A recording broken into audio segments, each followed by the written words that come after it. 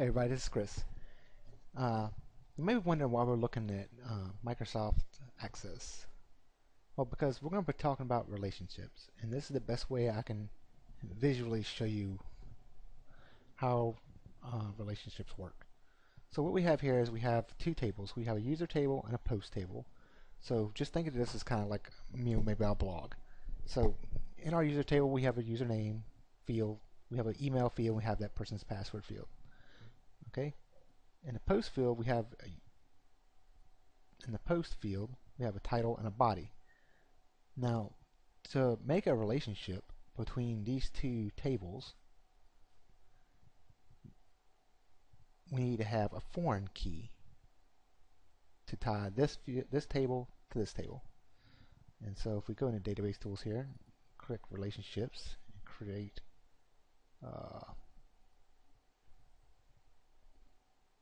we'll add the user, we'll add a post, and we'll get rid of this.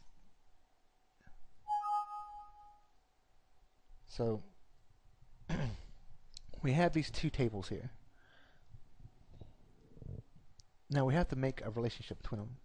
And what we're going to use is we're going to use the author ID. And to see, this is user ID, so author ID, we're going to have to, this is going to be the foreign key. So in order to do this, we're going to take, and I can't really remember how to do this. And create there. So we created a relationship between these two tables. So this ID, so author ID in this post is going to be equal to the ID of this user ID. So this probably really confused the hell out of you. I don't know if it's actually helping you or not, but this is how if you ever need to like brainstorm something, I just really draw it on a piece of paper how my relationship is going to work. So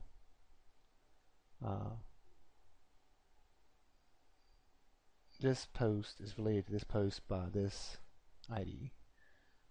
But in Laravel, we're not going to really get into it. I mean, we're going to get into it, but not really as much as you think we're going to do it. How can I do this? Let's just use this for example. So using the user and the post analogy that we use in Access, how we would use it here is like we say public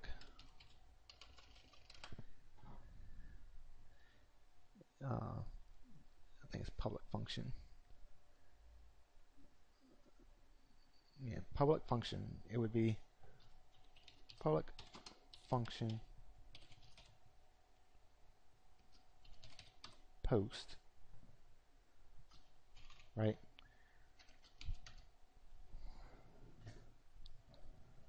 And since this user can have many posts, a user isn't tied to a single post. He can have as many posts as he wants to. So say that we return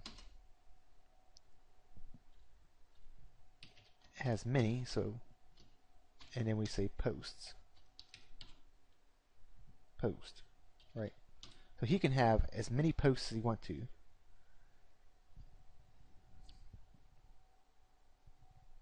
So this is how we have that relationship. And then if we create another, and then the post model, now Control Shift S, of course we're not making any of these really.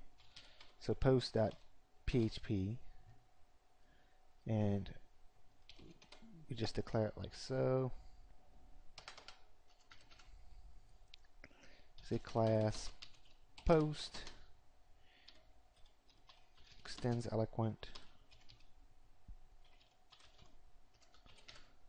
and we'd say public function. Now we're going to say user,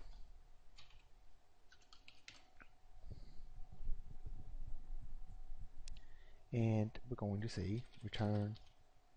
And since a post generally return is only belongs to one user, we're going to say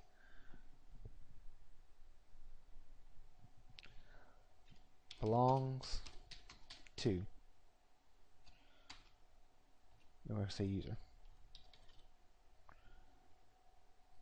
So this post belongs to a user, and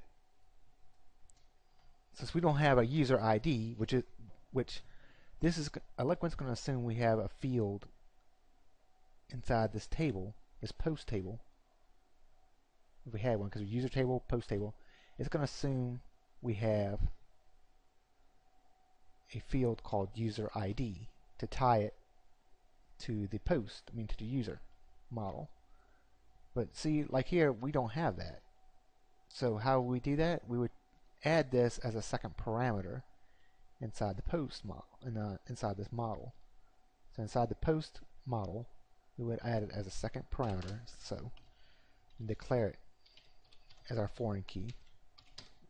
So if you have a foreign key that's different than user ID, so user, if it's not user underscore ID, see, if your default one, if you don't have a field in your table that explicitly says user ID, in your post table, then it's gonna, it assumes you have that. If you don't have that and you have something that's different, declare your foreign key here, and that's what it will use. So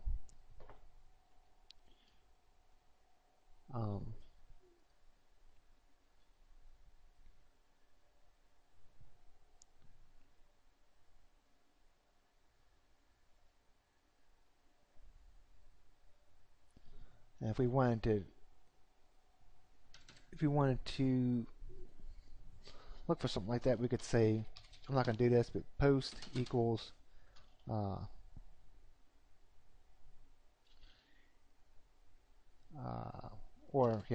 post. If we want to get post by user, user's post, we could say post user all posts.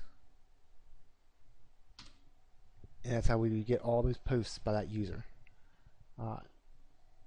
We're going to get into this more because we're going to redo the blog tutorial that I did in level 3. We're going to do it on here, and we're going to use these for that. But you're not just, there's so many different relationships that you can have. Like you can have many to many, and you can use you can say belongs to many, like this belongs to many users, and this would probably like go to like roles or I don't know, but if you had a role, say like you had admin and you had subscriber, then you had authors, kind of like WordPress thing. Like one person could have, one role could belong to many people. So, so if you had multiple admins, like 3 or 4 admins, and this was actually, admin, you just, and you don't have one admin, you have 5 admins, then you could, belongs to many. I hope that's not really confusing you. Probably is. And basically, those are really the ones you're gonna use the most. There's really belongs to many, has many, and belongs to. Those are the ones I use the most. Is those 3. So, like I said, this is just the basics on relationships. I'm not saving any of these. We're going to move into RESTful controllers next. Controllers and REST, because I've had a lot of requests, and we're going to base that on kind of like a static, well, not a static, but it's going to be like a kind of like a Twitter type thing, or micro, really it's going to be like a micro blog, and we're going to design that from the ground up. using just routes and not routes but controllers, and we'll using some RESTful resources and stuff like that.